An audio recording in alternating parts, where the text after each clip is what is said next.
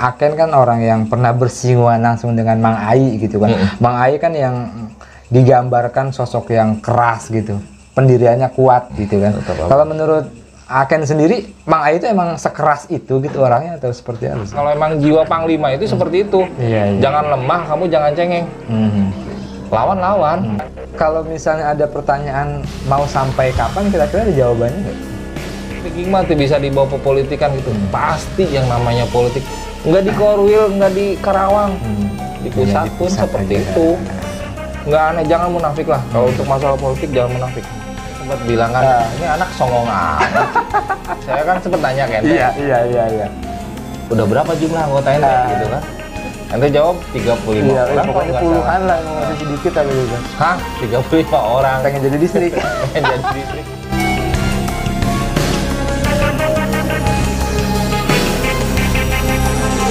Ya, oke. Assalamualaikum warahmatullahi wabarakatuh.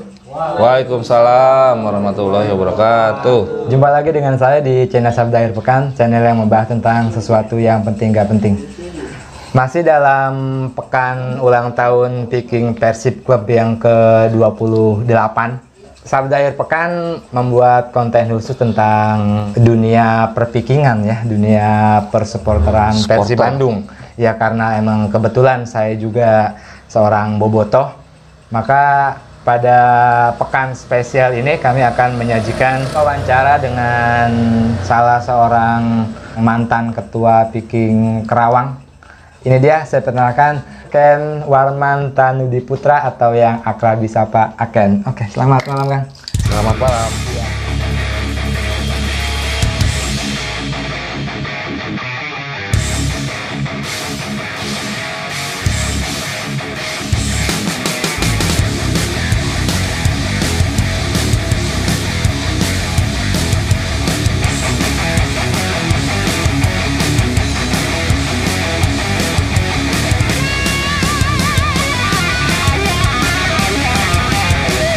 Sejak kapan suka sama Persib?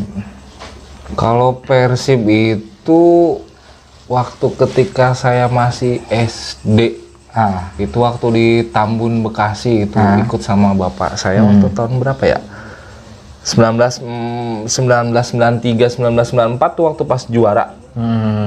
Perserikatan ya? Ya, perserikatan dulu waktu di GBK dulu.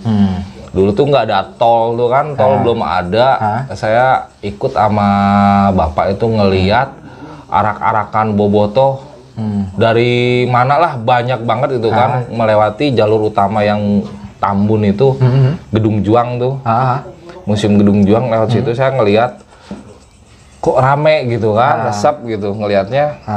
Ya berlanjut, saya SMP, saya suka Persib juga.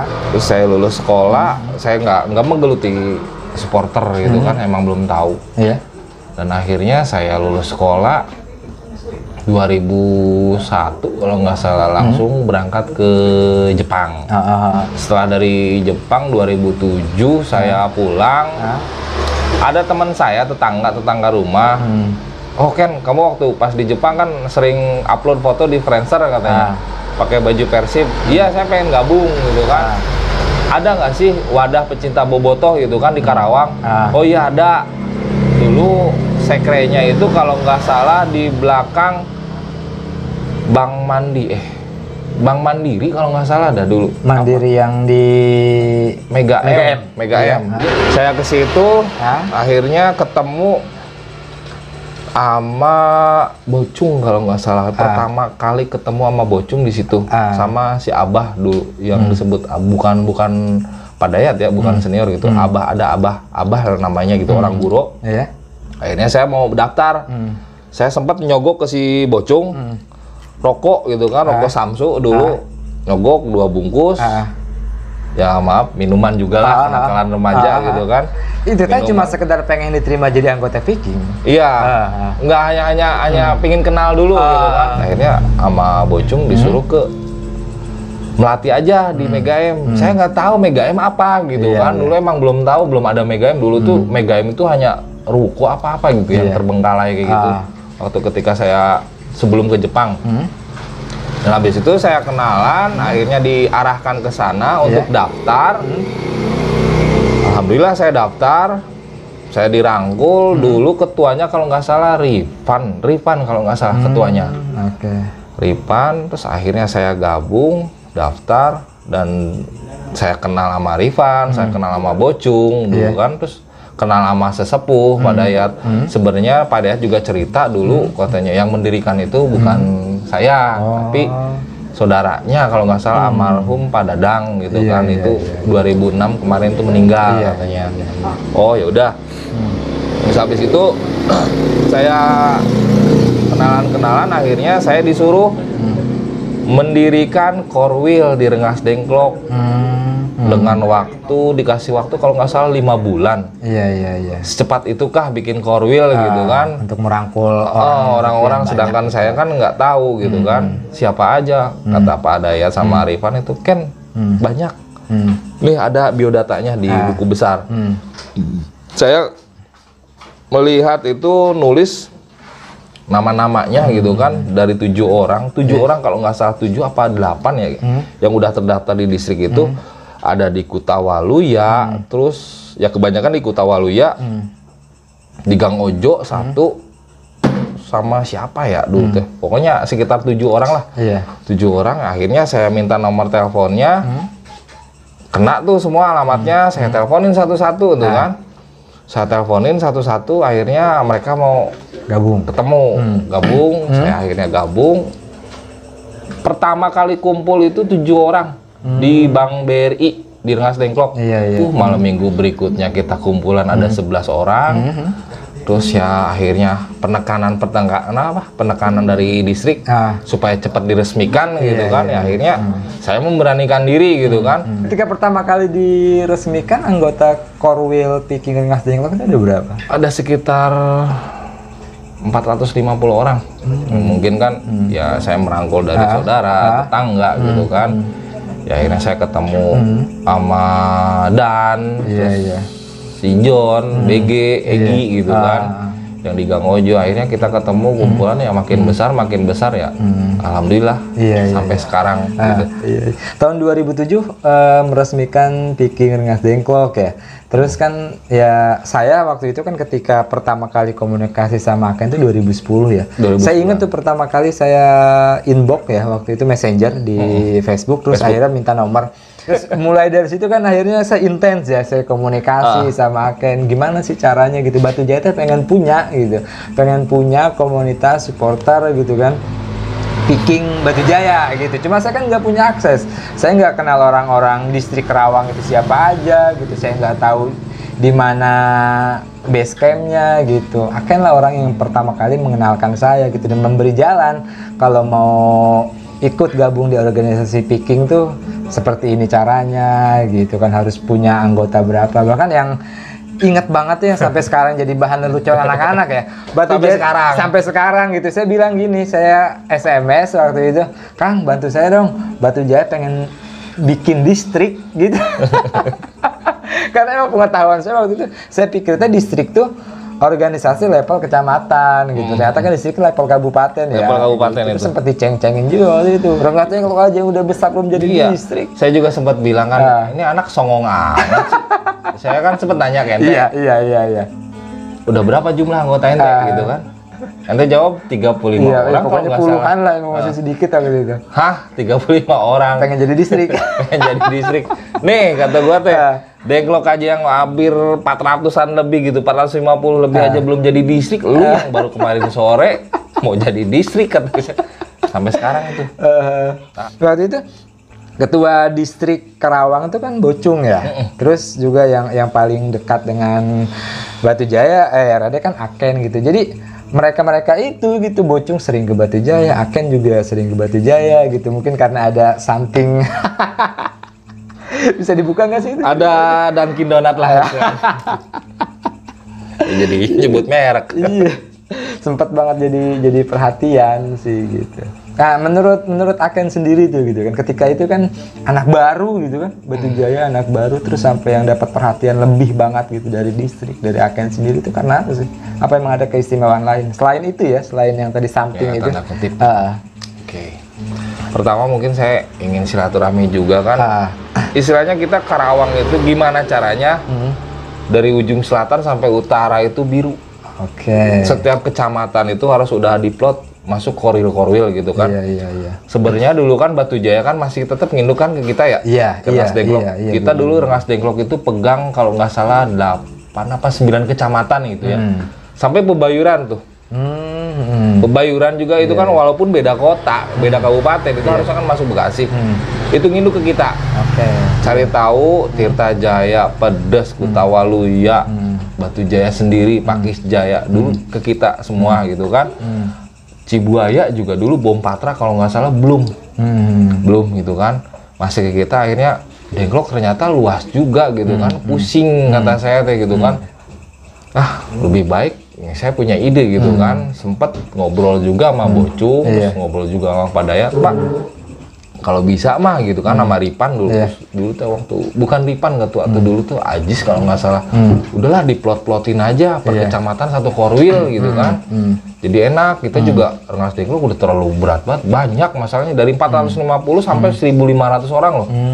Itu korwil paling gila kata saya mah gitu kan. Udah seharusnya jadi distrik ya. Udah seharusnya jadi distrik.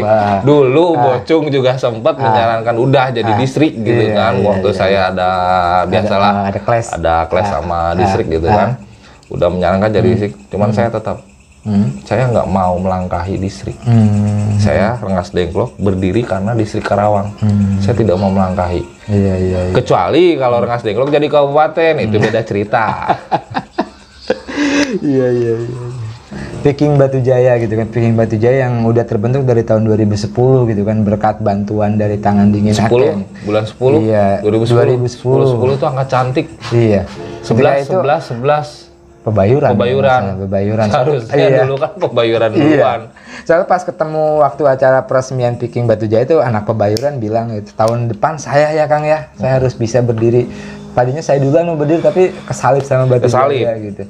Angka 10 itu waktu itu yang ngasih almarhum Nunu gitu kan. Waktu itu kan emang ya saya almarhum Nunu gitu kan, terus ada nama-nama lain seperti Cepot ya, Pelik gitu kan, orang-orang pertama yang mengorganisir Viking Batu Jaya. Sekarang 2001 berarti 11 tahun ya Viking Batu Jaya. Sampai ya ketuanya juga udah berganti gitu kan. Menurut pandangan Aken sendiri Viking Batu Jaya di mata Aken saat ini seperti apa? Bagus, bahkan bisa ngalahin Redik loh. Dari segi kekompakan, bagus. Saya perhatiin gitu kan, waktu pas kemarin di Redik itu ketuanya siapa ya? Malah kita kesalip gitu kan. Dulu kita kan kalau Redik berangkat berapa bis banyak. Iya. Lah malah kita kesalip sama Batu Jaya. Udah, kata saya kan bilang ke anak-anak, hujan eta teh sok aya rootna. Urang ulah rumah jumawa wae gitu pasti aya surutna gitu kan.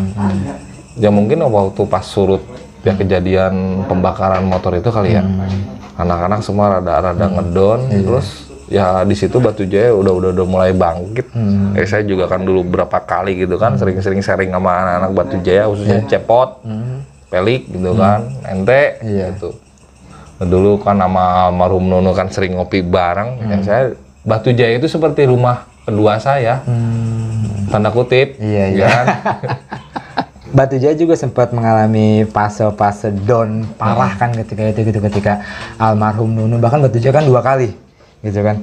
Nunu meninggal, terus waktu itu mantan ketua juga sih. Iya, Yori Jarkaev kan meninggal gitu. Jadi sempat mengalami fase down sampai akhirnya sekarang kan ketuanya Sandi gitu kan. Sandi ya alhamdulillah gitu, saya sih melihatnya yang Sandi akhirnya bisa ngangkat Viking Batu Jaya lagi ke arah yang lebih baik gitu, lebih besar lagi. Bahkan kemarin pas pemberangkatan pertandingan terakhir Batu Jaya itu berangkat 2 bis mobil pribadi aja berapa gitu, 2 bis gede loh itu yang anjir kok bisa sebesar ini gitu dari sampai ngelewat Redik anjir banyak amat.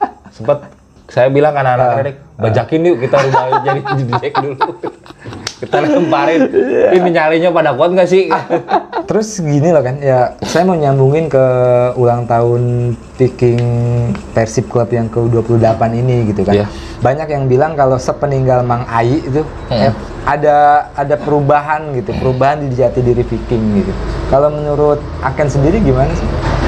Setiap perubahan itu pasti ada.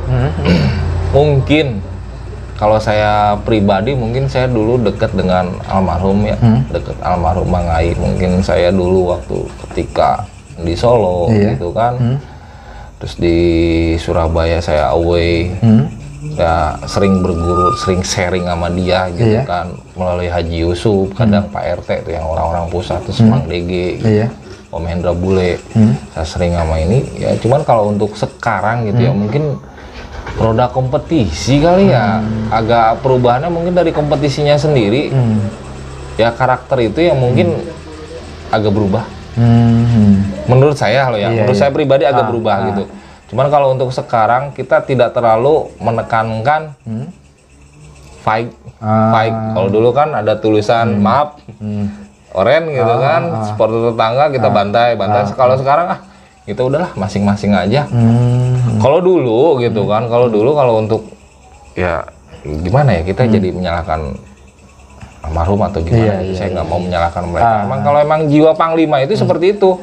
Jangan lemah, kamu jangan cengeng. Lawan gitu. Soal cerita-cerita zaman itu gitu kan Aken kan orang yang pernah bersinggungan langsung dengan Mang Ai gitu kan. Mang Ai kan yang digambarkan sosok yang keras gitu, pendiriannya kuat gitu kan. Ya pokoknya sampai ada tagline yang bilang kalau biarkan permusuhan ini abadi gitu kan. Kalau menurut Aken sendiri, Mang Ai itu emang sekeras itu gitu orangnya atau seperti apa sih? Sebenarnya nggak terlalu keras, dia biasa aja gitu kan.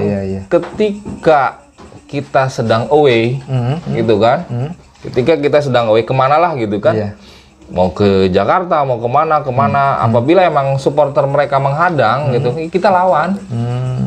Jadi nggak ada kata mundur. Nggak ada kata mundur. Nih tangan saya udah, ini udah gitu kan. Sampai sempat anak buah saya juga ada yang meninggal. Itu sampai sempat tragedi pembakaran motor gitu kan. Banyak lah. Dari Batu Jaya juga sempat ada Batu Jaya sempat ada juga. Sampai gigi 44 katanya.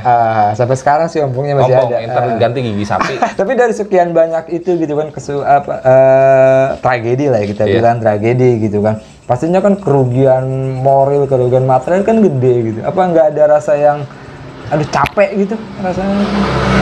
Terus kembali lagi, saya menganut paham Mang Ai.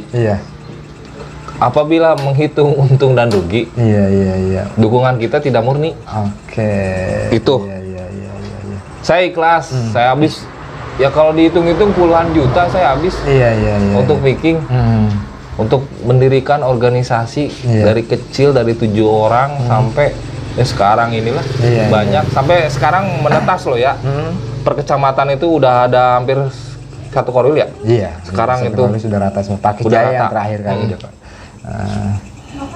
Seperti itu. Terus kalau misalnya ada pertanyaan mau sampai kapan, kira-kira ada jawabannya nggak? Mau sampai kapan ya itu balik diri pribadinya masing-masing. Kalau emang ada muaranya ya kita ikuti mereka aja lah. Sekarang kan ketua Pak Heru Joko. Ya kita ikuti aja alurnya. Kalau buat pribadi sendiri gitu.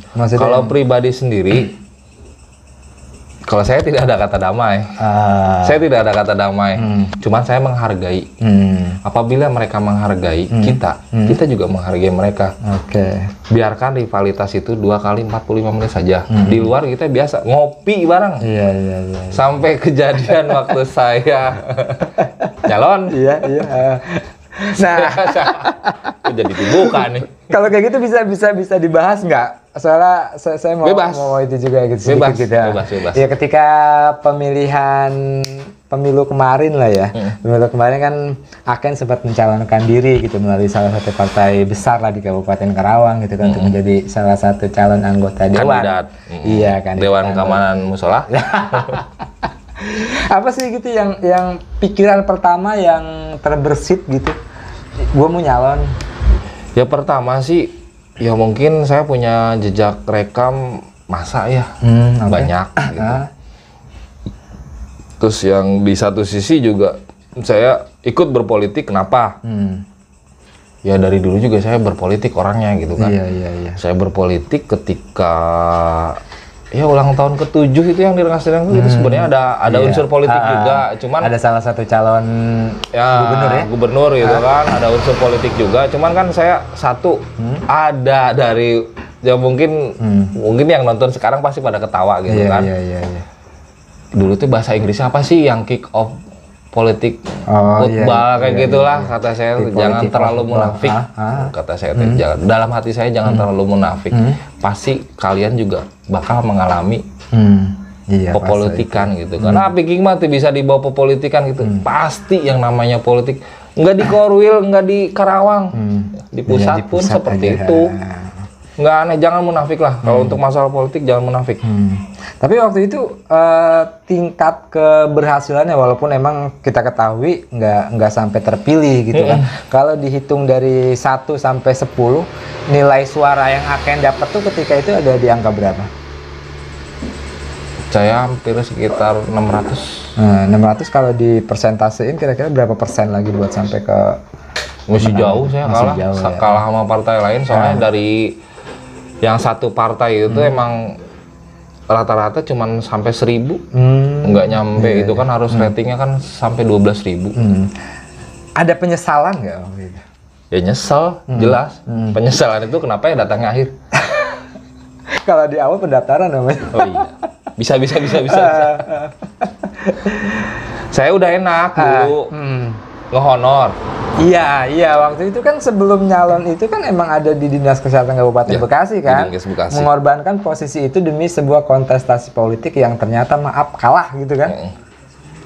Selain itu ada penyesalan lain, mengorbankan pekerjaan demi sebuah. Ya kalau untuk penyesalan pasti ada gitu kan, ya datangnya di akhir gitu kan. Cuman kalau untuk menyalahi kesalahan-kesalahan saya, waktu pikiran jadi mumet, jangan ya udahlah, ini mah dianggap perjalanan hidup. Perjalanan hidup saya harus seperti ini sampai sekarang saya jadi tani.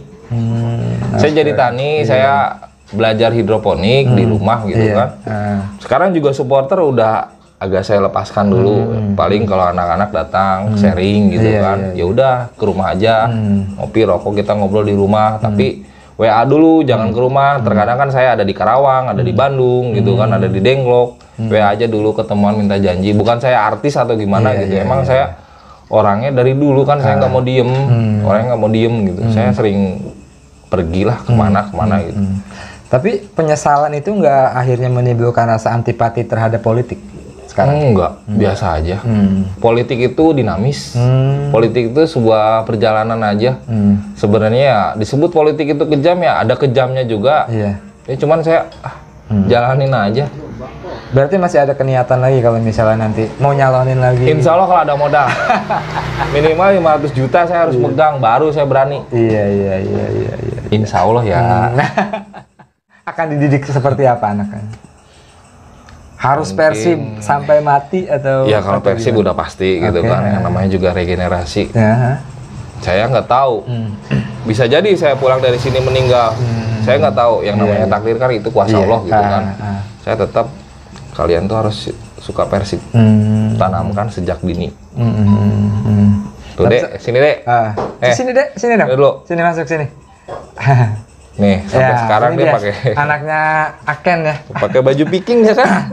Namanya siapa? Ini dong depan kamera. Namanya siapa? Namanya siapa? Jaki Mirza Abdul Warman. Suka nggak sama Persib? Suka. Kenapa suka?